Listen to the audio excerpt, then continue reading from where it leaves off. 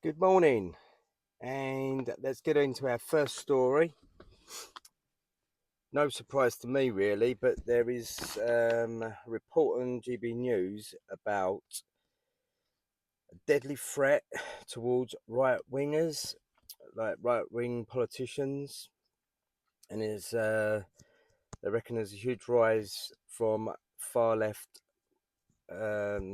hatred in UK and America. And this is, coming after what's been happening with Anne Widdecombe, um, which is obviously a story that's still developing due to the murder with her, the bumbling old Bill that now have handed it over to counter-terrorism.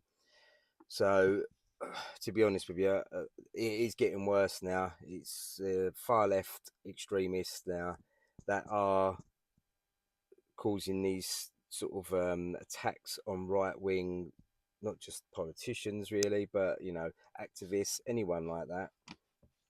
Noel Gardner, who is a former aide to Margaret Thatcher, has spoken about the overwhelming majority of threats are directed against the far right, and he spoke about the venom and hatred.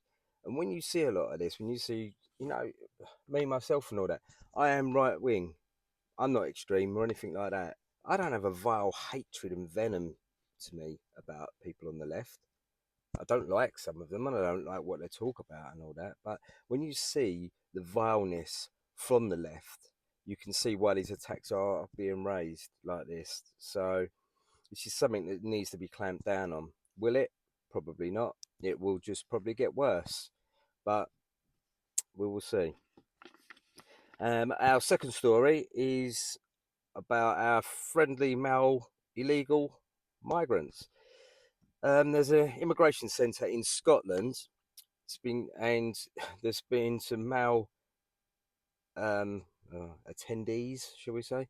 They've been caught looking into women's bedrooms at the actual centre, and apparently the females there, because it is housing men and women, which is unusual because usually it's just men everywhere, isn't it? But there is actually a place where there is some women, but the staff need to escort these women around the centre, um, whereas the men they just roam free.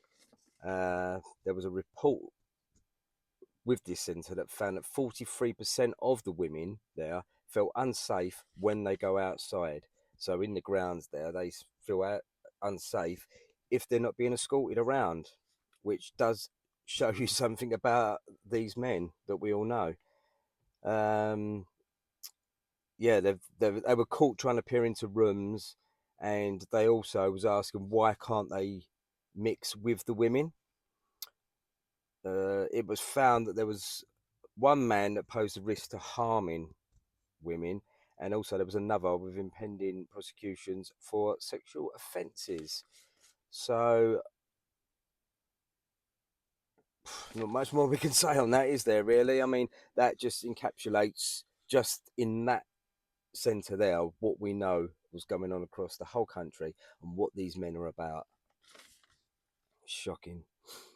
And our final story is Donald Trump. He's declared we'll hit Iran tonight, tomorrow. There's not a damn thing they can do about it. So he's added that to the Iranians, deals are made to be broken. And if they ever had a nuclear weapon, that they would use it within a day. He did speak as well about that there could be Iranian drones in Cuba.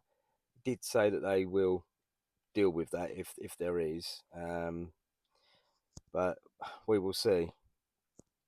At the weekend, he did speak, and he said that basically they're at war again now with Iran, and there is a 60-day period where you can use he can use the military without congressional approval.